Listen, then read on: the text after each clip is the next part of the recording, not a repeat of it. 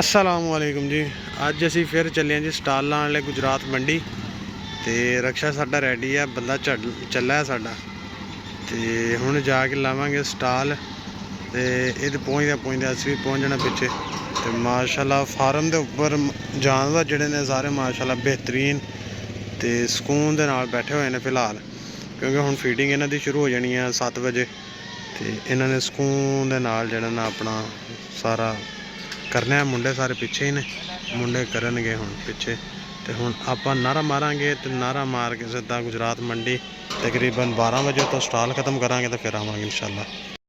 लो जी, हुण करांगे नाश्ता, अंडा पराठा विद चाय, कोयटा होटल के ऊपर।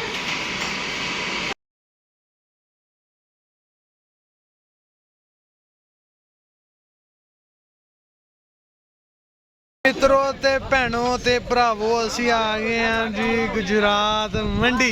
गोल्डन मंडी, गुजरात मंडी। ते हीरा साहब ने झोला पाया होया मंगने वाला, रंग सेम हुई।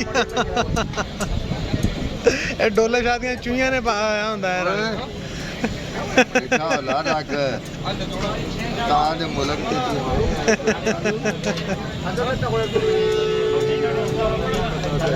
आउंदे ही चाह ते हाथ रख लिया वा, हाले तक फट्टा नहीं लाया हैगा आके।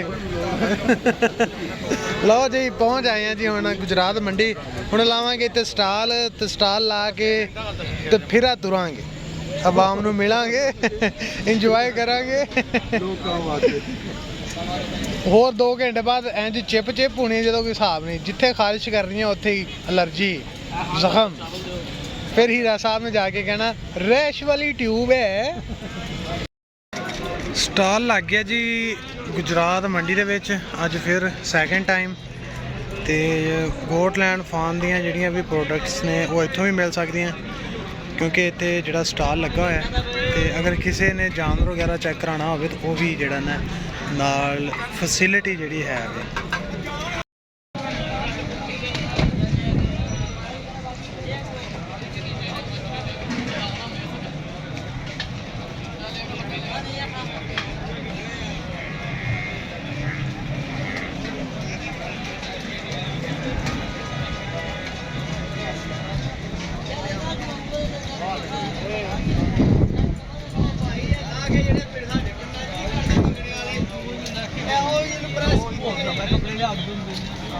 आ गए हैं जी गोंदल की तैयार छतें गुजरात के अंदर। उनके जानवर हैं, इनको देंगे जी TMR और प्रोबायोटिक ऑयल, और इनको शिफ्ट टोटली जो है वो ड्राई मैटर के ऊपर करेंगे।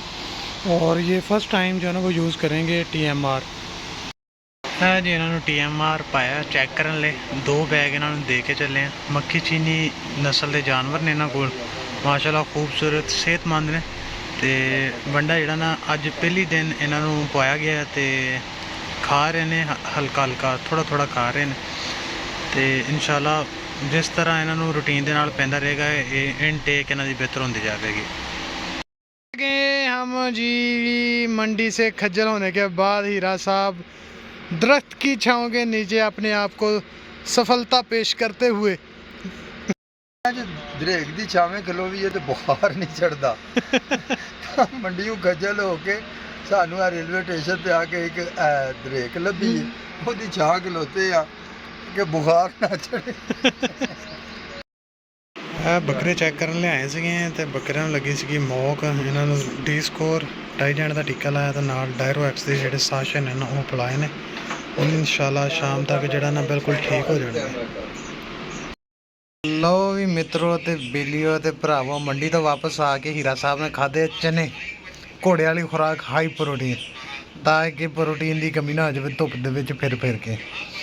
तो हुण उठते हैं, मूँह हाथ धोते हैं, नमाज पढ़ते हैं, नमाज पढ़ के तो फिर हुण चलिए अल्लाह करे जानवर देखिए बाहर जाके, तो मिलते हैं बाहर जानवरों दे विच जाके तुहाडे नाल।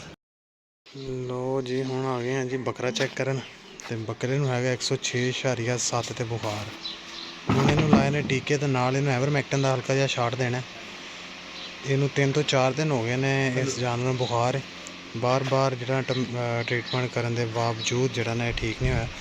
अज इंशाल्लाह ना इनू एवरमैक्टिन भी नाल लग जाएगा। स्ट्रैस वगैरह जी एक दफ़ा ख़त्म करनी। तो ਇਨਸ਼ਾਅੱਲਾ ਸਵੇਰ ਦੇਖਾਂਗੇ, ਫਿਰ ਪੁੱਛਾਂਗੇ ਕੀ ਹਿਸਾਬ ਕਿਤਾਬ ਇਹਦਾ।